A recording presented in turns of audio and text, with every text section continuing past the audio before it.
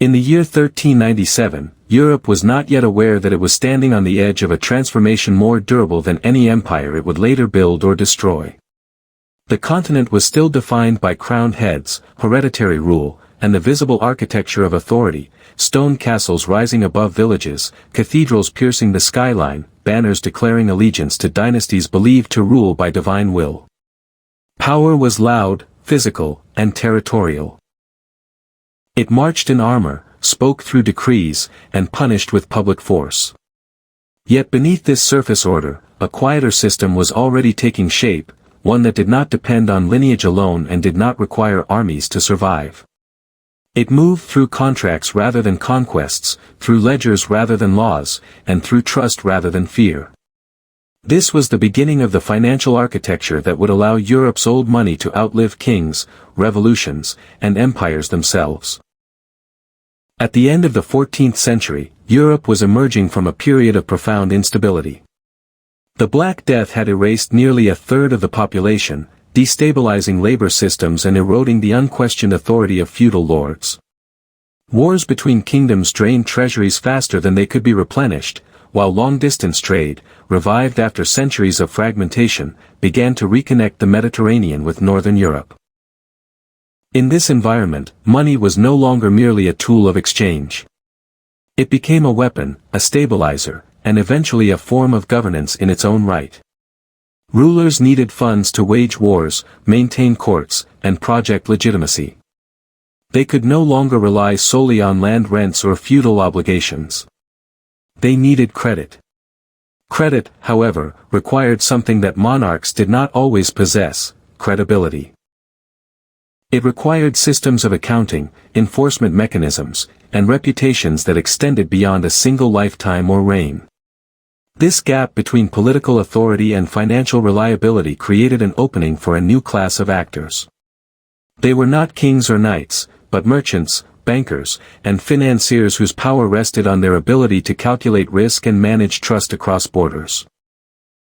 These families understood something fundamental about history long before it became obvious to everyone else: political power is episodic, but financial dependency is continuous. Florence in the early 15th century embodied this shift more clearly than almost any other city in Europe.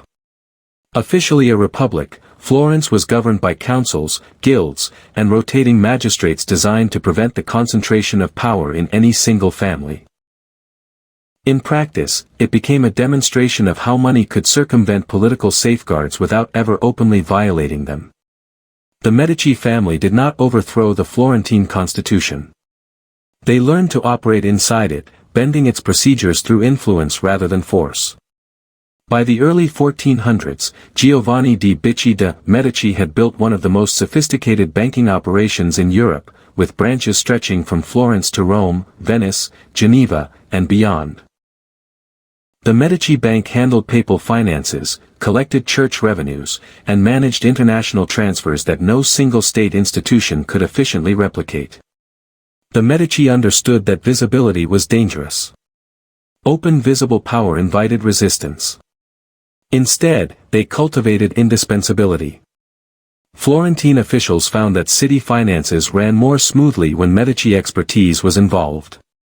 Artists found patronage more reliable when it came from Medici commissions. Clerics found advancement easier when supported by Medici networks. Over time, Florence's political life became structurally dependent on a family that claimed no formal authority. Their palaces reflected this philosophy.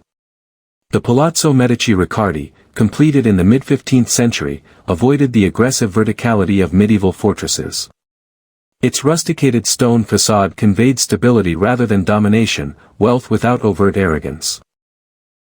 Architecture became a language of reassurance, signaling permanence and restraint, embedding the family into the city's identity rather than standing apart from it. This strategy proved more resilient than open rule. When Florence experienced unrest, when rival factions rose and fell, the Medici could retreat temporarily, return later, and reassert influence without needing to reconquer territory. Their power was distributed across institutions, debts, marriages, and cultural memory. Even when the Medici Bank eventually collapsed due to overextension and mismanagement, the family itself survived. They had already converted financial capital into land, titles, and ecclesiastical authority. 2 Medici popes would later sit on the throne of St. Peter, demonstrating how a banking family could outlast the very economic structures that first elevated it. While Florence refined the politics of invisible dominance, the cities of the Holy Roman Empire developed a complementary model rooted in industrial finance. Augsburg, a free imperial city, was strategically positioned along key trade routes connecting Italy to northern Europe. Here, the Fugger family began their ascent not as nobles, but as textile merchants. By the late 15th century, Jacob Fugger, later known as Jacob the Rich, transformed the family business into one of the most powerful financial enterprises in Europe. The Fuggers did not merely trade goods, they controlled production. By investing heavily in silver and copper mines in Tyrol and Hungary, they secured access to the raw materials that underpinned European coinage. Metal meant money, and money meant sovereignty. Kings and emperors depended on stable coinage to pay soldiers, administer territories, and project authority. By controlling metal supplies and extending credit, the Fuggers positioned themselves as essential partners to the Habsburg dynasty. This relationship reached its most consequential moment in 1519, when Charles of Habsburg sought election as Holy Roman Emperor. The election was not a matter of inheritance alone. It required securing the votes of prince-electors through substantial financial inducements. The Fuggers provided the funds necessary to ensure Charles's victory, effectively underwriting the continuation of Habsburg imperial power. This transaction revealed the true hierarchy of early modern Europe. Emperors ruled territories, but financiers ruled liquidity. Without Fugger credit, Charles's imperial ambitions would likely have failed. Yet the Fuggers did not seek political office. They understood that direct rule exposed families to revolt and confiscation. Instead, they embedded themselves within the imperial system as creditors, tax collectors, and administrators. Their residences in Augsburg, like the Fuggerhäuser, projected wealth and permanence, while their philanthropic projects, including the Fuggerei social housing complex, reinforced a public image of benevolence and civic responsibility.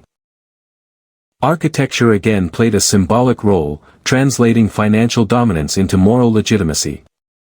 The Fugger Empire eventually declined as wars, defaults, and economic shifts eroded their monopolies. But as with the Medici, the family endured. They converted wealth into noble titles, estates, and long-term assets that insulated them from market volatility. The lesson repeated itself across Europe. Financial enterprises could fail, but dynastic capital survived when it diversified into social, cultural, and legal structures. By the late 18th century, Europe entered a period of upheaval that seemed, on the surface, to threaten all forms of inherited privilege. Revolutions challenged monarchies, dismantled aristocratic estates, and proclaimed the sovereignty of the people. Yet it was precisely in this environment that Europe's old money demonstrated its most advanced form of adaptation. The Rothschild family emerged not from medieval guilds or Renaissance courts, but from the fragmented political landscape of post-Enlightenment Europe. Beginning in Frankfurt's Judengasse, Mayor Amschel Rothschild built a financial network that spanned the continent by placing his sons in strategic capitals. London, Paris, Vienna, Naples, and Frankfurt became nodes in a single family enterprise bound by shared intelligence and coordinated strategy. The Rothschilds perfected the art of operating above politics without appearing detached from it. During the Napoleonic Wars, they financed governments on opposing sides of the conflict, not out of indifference, but out of structural necessity. War created debt, and debt created opportunity. By controlling the flow of information and capital, the Rothschilds could move faster than states themselves. Their courier networks delivered news of battles and treaties before official channels, allowing them to adjust positions and extend credit with unmatched precision.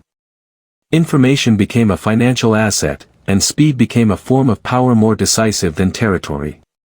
As monarchies fell and republics rose, the Rothschilds adapted seamlessly. They did not depend on royal favor alone. They became central to the emerging system of government bonds, public debt markets, and central banking. Their estates, art collections, and philanthropic institutions mirrored the strategies of earlier dynasties, but within a modern framework. Architecture once again signaled continuity.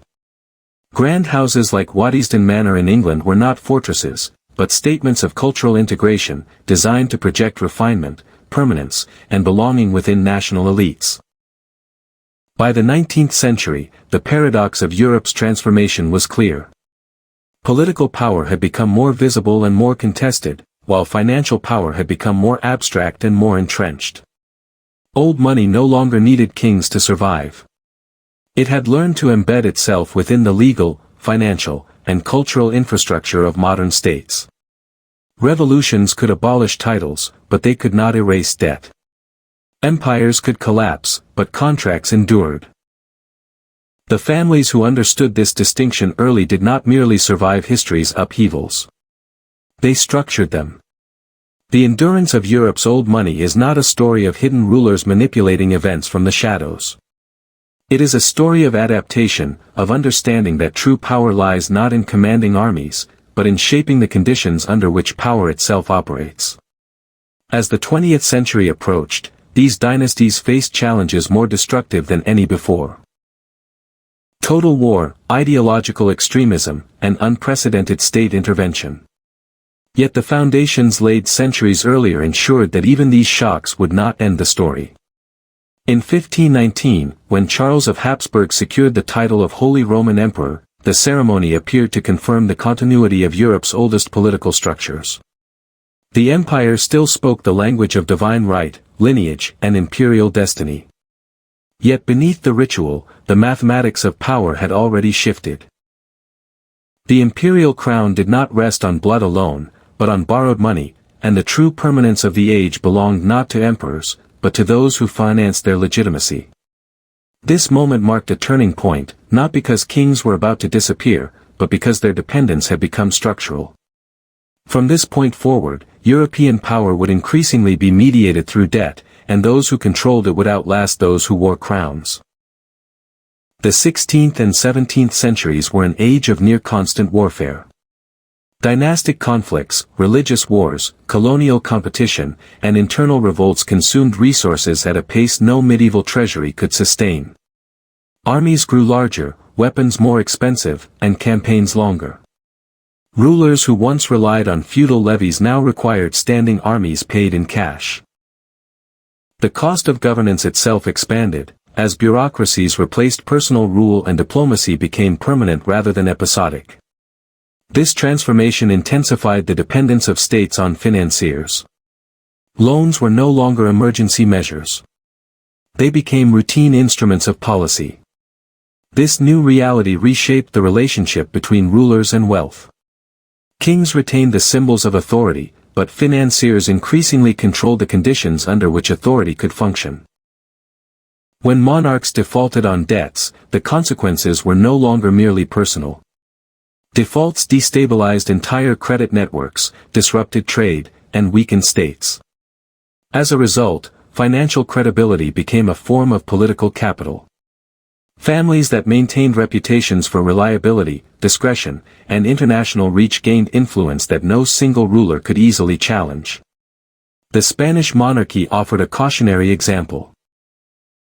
Flush with silver from the Americas, Spain appeared in the 16th century to possess unlimited wealth.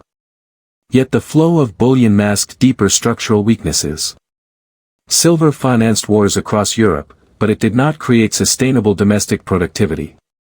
Repeated defaults in the late 16th and early 17th centuries damaged Spain's creditworthiness and transferred financial power to northern European banking centers. Genoese bankers temporarily filled the gap, but the lesson was clear. Control of resources mattered less than control of financial systems. Empires could conquer continents and still lose influence if they mismanaged debt. Across Europe, the same pattern repeated. In France, the monarchy relied increasingly on private financiers to manage taxation, supply armies, and administer state revenues. These financiers, often drawn from established families, accumulated immense wealth and influence, yet remained politically vulnerable. When the French Revolution erupted in 1789, it targeted visible symbols of privilege.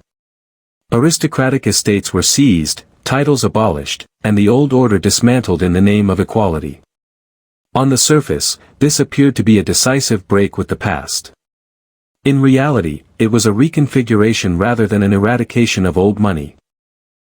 The revolution destroyed hereditary political authority, but it did not eliminate the need for capital. The new revolutionary government required funds to wage wars, stabilize the economy, and maintain legitimacy. Confiscated church lands were converted into assignats, paper currency backed by property, but inflation and instability followed. Once again, financial expertise became indispensable. Those who understood credit, currency, and international markets adapted to the new regime far more effectively than those who clung to aristocratic privilege alone. Napoleon Bonaparte, who emerged from the revolution as both its heir and its betrayer, exemplified this paradox. He dismantled the remnants of feudalism while simultaneously centralizing financial power. The creation of the Banque de France in 1800 signaled a new era in which state authority and financial infrastructure became inseparable. Napoleon needed bankers as much as generals. His wars, unprecedented in scale, required constant financing. Taxes, requisitions, and loans flowed through systems that increasingly resembled modern public finance. It was in this environment that the Rothschild family reached the height of its influence. Unlike earlier dynasties, the Rothschilds did not depend on a single court or regime. Their power lay in their network. By maintaining branches across Europe, they insulated themselves from political collapse in any one country. When Napoleon fell in 1815, and the Congress of Vienna attempted to restore the old order, the Rothschilds were already indispensable to the new one. They financed war indemnities, stabilized currencies, and underwrote the reconstruction of Europe. Monarchs returned to their thrones, but they did so indebted. The Congress of Vienna itself illustrated how thoroughly finance had become embedded in diplomacy. Borders were redrawn, dynasties restored, and legitimacy reaffirmed, but behind the scenes, financial considerations shaped every decision. Reparations, loans, and guarantees determined which states could survive and which would struggle. The restoration of monarchies did not restore their independence. They returned to power constrained by debt and dependent on financial institutions that had learned to operate across regimes. This period also marked a shift in how old money presented itself. In earlier centuries, families like the Medici and the Fuggers relied on proximity to rulers and visible patronage of religion and art. In the 19th century, old money increasingly embedded itself within institutions rather than individuals. Banks, railways, insurance companies, and industrial enterprises replaced courts and palaces as the primary arenas of influence. Wealth became less personal and more corporate, less visible and more abstract. Architecture reflected this change. Financial districts replaced fortified residences as symbols of power. Grand banks and stock exchanges were designed to convey stability, order, and trust rather than dominance.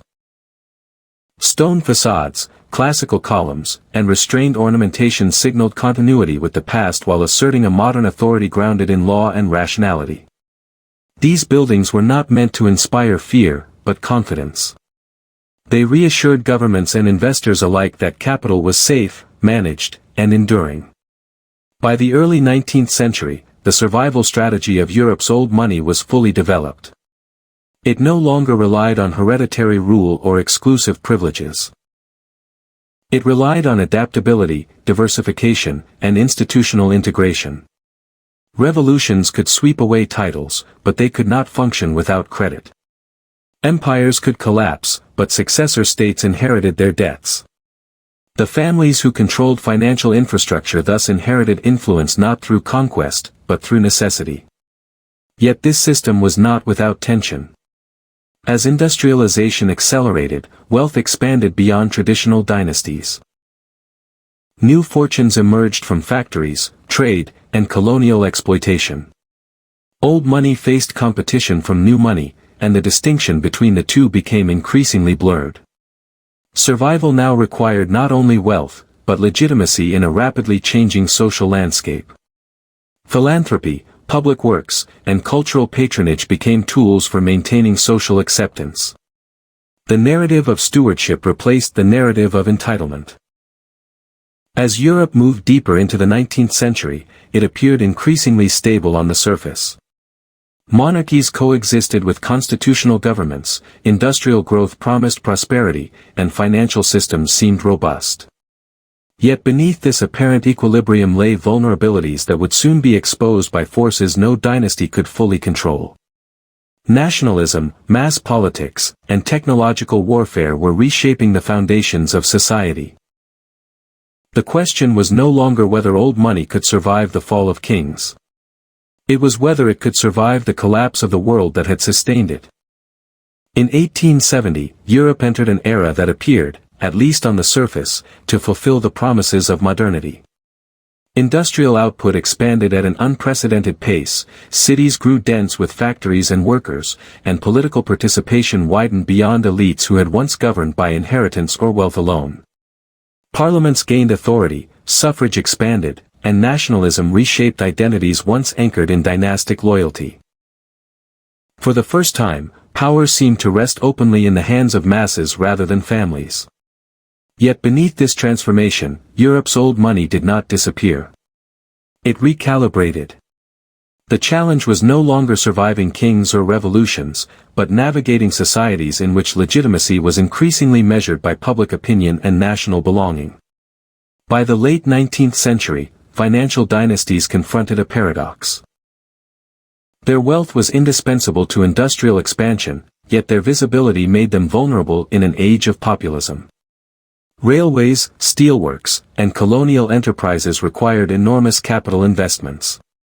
Banks underwrote these projects, and old money families often sat at the center of these financial webs. At the same time, industrialization produced stark inequalities, fueling political movements that viewed concentrated wealth as a threat to social justice and national sovereignty. The survival of old money now depended not only on economic acumen, but on managing perception. Architecture once again became a tool of adaptation. The private palaces of earlier centuries gave way to institutional grandeur. Banks, museums, universities, and philanthropic foundations carried the names of financiers, framing wealth as a public good rather than private dominance. In cities like Paris, London, Vienna, and Berlin, the built environment told a story of order and permanence at a time of rapid change. These structures did not proclaim ownership, they suggested stewardship. Old money learned that survival in mass societies required appearing essential but not oppressive, foundational but not controlling. The unification of Germany in 1871 exemplified this shift. A new nation-state emerged from a mosaic of kingdoms and principalities, bound together by industrial power and military success. German banking families, many of whom traced their wealth to earlier mercantile networks, became critical to financing the empire's rapid development. Yet nationalism introduced new constraints. Capital was expected to serve the nation. Financial institutions were increasingly regulated, and public scrutiny intensified. Old money adapted by aligning itself with national projects, investing in infrastructure, education, and technological innovation that reinforced the legitimacy of the state while securing long-term returns. This alignment, however, carried risks. When nationalism hardened into ideological conflict, financial networks that crossed borders came under suspicion. The very internationalism that had once protected old money now appeared dangerous. As tensions mounted before the First World War, the interconnected financial system that had stabilized Europe for decades became a source of vulnerability. Credit networks tied the fate of nations together so tightly that when war erupted in 1914, the shock reverberated instantly through markets, currencies, and banks. The First World War marked the most severe rupture Europe's old money had yet faced. Total war demanded total mobilization. States assumed unprecedented control over economies, directing production, fixing prices, and borrowing on a scale that dwarfed previous conflicts. Gold standards were suspended, currencies devalued, and inflation eroded fortunes built over generations. Old money families saw assets frozen, investments destroyed, and estates requisitioned. The war did not merely redistribute power between states, it altered the relationship between states and capital. The collapse of empires in 1918 seemed to confirm the end of the old order. The German, Austro-Hungarian, Ottoman, and Russian empires disintegrated, sweeping away aristocracies and expropriating wealth. In Russia, the Bolshevik Revolution abolished private property and declared war on inherited capital itself. For many old money families, particularly those with assets in Eastern Europe, the losses were catastrophic and permanent. Land, factories, and financial institutions were seized without compensation. The idea that wealth could survive political collapse now faced its most radical challenge. Yet even in this environment, old money did not vanish entirely. It migrated. Capital fled unstable regions, seeking refuge in more secure financial systems. Families with international diversification fared better than those rooted in a single state. The lesson learned centuries earlier proved decisive once again. Mobility was survival. Those who had converted wealth into portable forms, securities, foreign investments, art, and gold, were better positioned to endure ideological upheaval. The interwar period was marked by volatility rather than recovery. Hyperinflation in Germany wiped out savings and undermined trust in institutions. The Great Depression of the 1930s exposed the fragility of global finance, collapsing banks and erasing fortunes worldwide. Governments responded by expanding regulation, nationalizing industries, and redefining the relationship between state and capital. Old money now faced an environment in which its autonomy was severely constrained. Survival required cooperation rather than dominance. In this context, the strategies of adaptation became more subtle. Financial dynasties retreated from overt political influence and focused on preserving core assets. Trusts, foundations, and holding companies shielded wealth from taxation and expropriation. Philanthropy served not only moral purposes, but strategic ones, embedding wealth within social institutions that were difficult to dismantle without public backlash. Art collections were donated to museums, estates transformed into public spaces, and family names associated with cultural preservation rather than financial power. The rise of authoritarian regimes in the 1930s posed further challenges. In Fascist Italy and Nazi Germany, the state asserted supremacy over capital while selectively cooperating with industrialists who aligned with its goals. Old money families navigated these regimes cautiously, balancing survival against complicity. Some adapted, others were dispossessed, and many fled. The moral ambiguities of this period would later complicate narratives of endurance and legitimacy. The Second World War brought destruction on a scale previously unimaginable. Cities were reduced to rubble, financial centers bombed, and economies reorganized entirely for war. By 1945, Europe lay devastated. It seemed implausible that any pre-modern form of wealth could survive such upheaval. Yet as before, the end of war did not eliminate the need for capital. Reconstruction demanded investment, credit, and expertise. Once again, those who controlled financial knowledge and networks found a place in the new order. The survival of Europe's old money through total war was neither complete nor universal. Many dynasties lost everything. Others emerged diminished but intact. What remained constant was the pattern.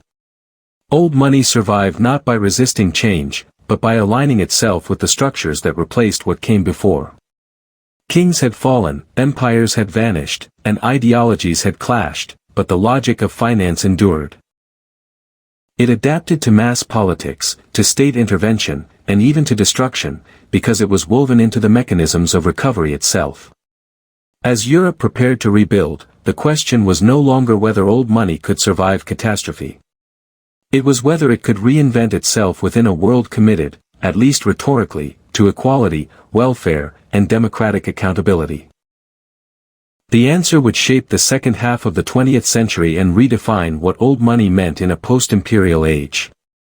In 1945, Europe emerged from the most comprehensive destruction in its history into a world that no longer resembled the one in which old money had first learned to survive. Cities lay in ruins, populations were displaced, currencies were worthless or tightly controlled, and states assumed responsibilities that would have seemed unimaginable a century earlier. Governments promised welfare, security, and equality, while openly rejecting the legitimacy of inherited privilege. The language of dynasties had been replaced by the language of citizens. It appeared, at last, that the era which had sustained Europe's old money had truly ended. Yet the post-war order did not eliminate capital. It reorganized it. Reconstruction required enormous resources, technical expertise, and long-term planning. Railways had to be rebuilt, industries restarted, housing reconstructed, and currencies stabilized. States possessed authority, but they lacked flexibility. They needed financial systems capable of mobilizing savings, allocating credit, and managing risk at scale. In this environment, the descendants of Europe's old money did not return as rulers or even as visible elites. They returned as partners, advisors, and institutional actors embedded within a new framework that officially denied their distinctiveness. The Marshall Plan symbolized this transformation. American capital flowed into Europe on a scale never before seen, accelerating recovery while reshaping economic governance. Banks, insurance firms, and industrial conglomerates became intermediaries between state planning and private enterprise. Old money families who had survived the war by preserving portable assets, foreign holdings, or institutional positions now found themselves well positioned to participate in this reconstruction. They did not dictate policy, but they influenced its implementation through expertise, connections, and continuity. In Western Europe, democratic governments expanded regulation and taxation, significantly constraining private wealth. Progressive tax systems, inheritance taxes, and nationalization programs reduced the visibility and concentration of old fortunes. Many historic estates were sold, subdivided, or repurposed. Titles became socially irrelevant, even embarrassing. Yet this apparent decline masked a deeper continuity. Wealth did not disappear, it changed form. Family offices, trusts, and holding companies replaced dynastic estates. Influence shifted from personal authority to institutional presence. The architecture of power reflected this shift. Where earlier centuries had built palaces and banks as symbols of dominance, the post-war period favored anonymity. Corporate headquarters were functional rather than monumental. Financial districts emphasized efficiency over grandeur. The absence of architectural flamboyance was itself a strategy. In a world suspicious of privilege, discretion became survival. Old money learned to disappear into structures that appeared neutral, technical, and bureaucratic. Eastern Europe followed a radically different path. Under communist regimes, private capital was formally abolished. Land, factories, and financial institutions were nationalized. Many old money families lost everything that remained within reach of the state. Yet even here, the eradication was incomplete. Wealth that had been transferred abroad before nationalization survived. Social capital, education, and international connections endured. When communist systems began to weaken in the late 20th century, these intangible assets proved decisive. Throughout the Cold War, Europe's old money operated within constraints far tighter than any it had previously faced. Capital controls limited movement, public scrutiny was intense, and ideological suspicion framed wealth as morally suspect. Survival required alignment with broader social goals. Philanthropy expanded dramatically, not as charity alone, but as integration. Foundations supported universities, hospitals, research institutes, and cultural institutions, embedding wealth within the public good. By funding knowledge rather than power, old money preserved relevance without visibility. This period also witnessed the globalization of finance. European capital increasingly flowed beyond the continent, investing in North America, Asia, and emerging markets. The center of gravity shifted away from national economies toward transnational systems. For families accustomed to thinking in generations rather than election cycles, this transformation offered new opportunities. Once again, mobility became protection. Wealth that was diversified globally proved more resilient than wealth tied to any single political system. By the 1970s and 1980s, Europe entered a phase of liberalization. Deregulation of financial markets, the weakening of capital controls, and the rise of multinational corporations altered the landscape once more. Old money, long accustomed to operating quietly within constraints, adapted quickly. Experience in navigating regulation, managing risk, and maintaining long-term strategies offered advantages over newer fortunes driven by rapid expansion. Continuity, once seen as outdated, became valuable again. The fall of communist regimes in 1989 marked the end of Europe's ideological division and the beginning of a new phase of reintegration. Privatization swept across Eastern Europe, redistributing assets and reopening markets. Here, the remnants of old money, whether through émigré families, international banks, or institutional investors, re-entered spaces from which they had been excluded for decades. The cycle repeated itself. Political systems changed, property regimes shifted, but capital flowed back through familiar channels. By the end of the 20th century, Europe's old money had largely ceased to identify itself as such. The language of dynasties, lineage, and inherited authority had become obsolete. What remained was a set of practices: long-term planning, diversification, discretion, and institutional embedding. Old money survived not because it resisted the modern world, but because it learned to dissolve into it. The survival of Europe's old money after 1945 was therefore not a restoration, but a transformation. It accepted limits on visibility and autonomy in exchange for endurance. It traded dominance for continuity. In a world that claimed to have abolished dynasties, old money endured by becoming something that no longer looked like a dynasty at all. In 1991, with the collapse of the Soviet Union, Europe entered a period that appeared to close the final chapter of the old world. Ideological confrontation ended not with gradual reform, but with sudden dissolution. Borders opened, currencies were reinvented, and political systems rushed to adopt market capitalism as both an economic model and a moral framework. History seemed to accelerate. The language of inheritance, class, and dynasty felt obsolete in a world obsessed with innovation, disruption, and speed. Yet beneath this rhetoric of novelty, Europe's old money did not reappear as a relic. It continued, quietly and almost seamlessly, within a system that no longer recognized it by name. The post-Cold War era did not restore aristocracies or revive dynastic privilege. Instead, it produced a new mythology. That wealth was now purely meritocratic, generated by talent, entrepreneurship, and technological ingenuity.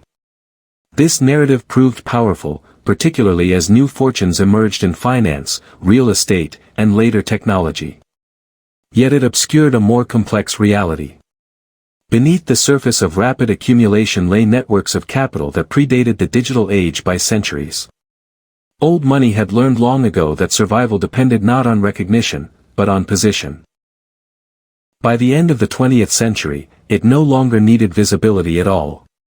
Financial globalization accelerated dramatically in the 1990s. Capital flowed instantaneously across borders, detached from national loyalties and increasingly insulated from political intervention. Deregulated markets rewarded those who understood risk management, diversification, and long-term strategy. These were precisely the skills that old money had refined over generations. Family offices, once modest administrative structures, expanded into sophisticated investment entities managing portfolios across continents and asset classes. They operated outside the public gaze, governed by private agreements rather than corporate disclosure requirements. Wealth no longer needed to announce itself. It simply needed to persist. Europe's old money adapted to this environment by dissolving into abstraction. Ownership became layered through holding companies, trusts, foundations, and partnerships that obscured individual identity while ensuring continuity.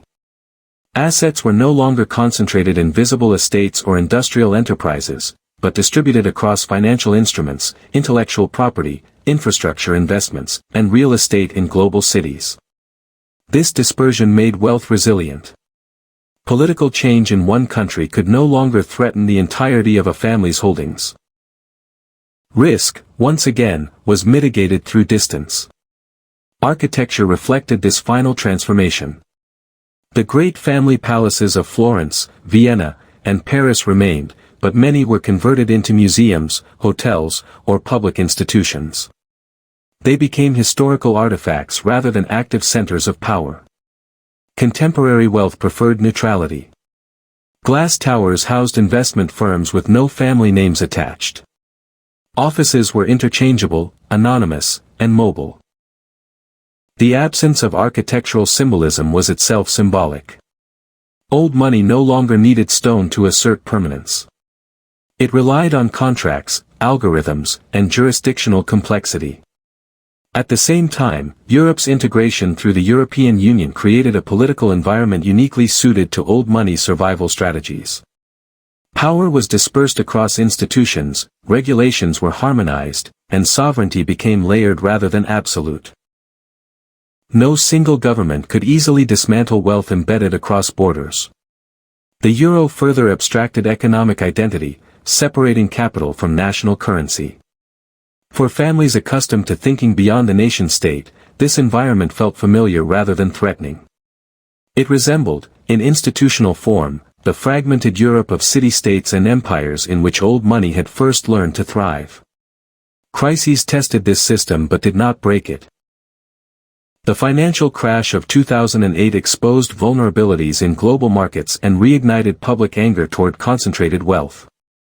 Banks collapsed, governments intervened, and austerity reshaped political discourse. Yet once again, those with diversified, long-term capital weathered the storm more effectively than those dependent on leverage or visibility. Old money did not dominate the recovery, but it endured it. Survival, not expansion, remained the defining principle. In the 21st century, debates about inequality, taxation, and accountability have intensified. Calls for transparency challenge the discretion that has long protected inherited wealth. Yet old money continues to adapt. Compliance replaces secrecy, jurisdiction replaces evasion, and legitimacy is cultivated through alignment with social priorities. Environmental investment, cultural preservation, and scientific research become new forms of patronage. The language has changed, but the logic remains familiar. Wealth survives by attaching itself to what society claims to value most. What distinguishes Europe's old money today is not its scale, but its patience. It does not chase influence through spectacle or ideology. It avoids the volatility of public life.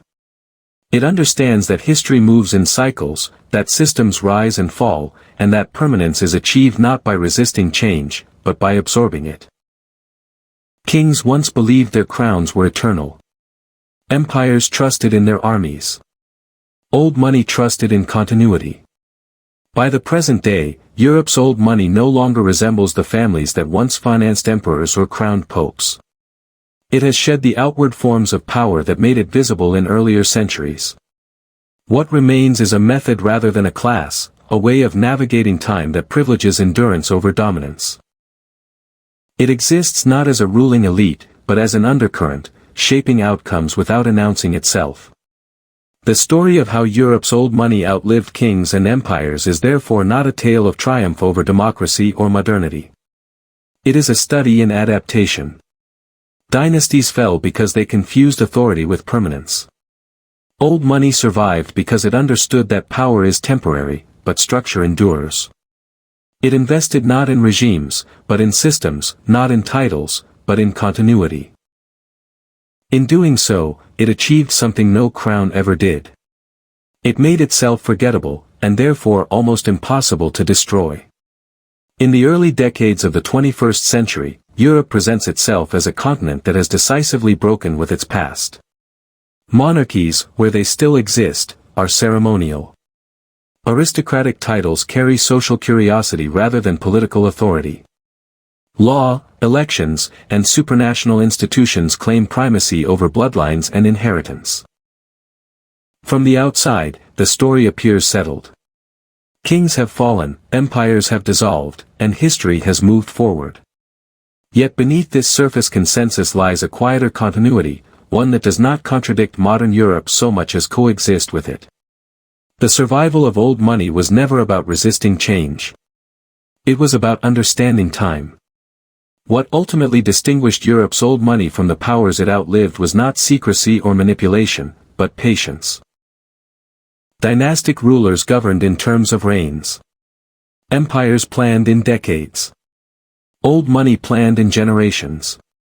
It assumed that political systems would change, that ideologies would burn brightly and then fade, and that violence would periodically reset the visible order of society. Rather than anchoring itself to any single structure, it learned to attach itself to processes that survived every upheaval: credit, law, contracts, and institutions designed to outlast the people who created them. This perspective reshapes how history itself appears. The fall of Rome, the collapse of feudalism, the French Revolution, the destruction of empires in 1918, the ideological purges of the 20th century, and the economic shocks of globalization all seem, from the viewpoint of inherited capital, less like endings and more like transitions. Each rupture destroyed certain forms of power while creating demand for others.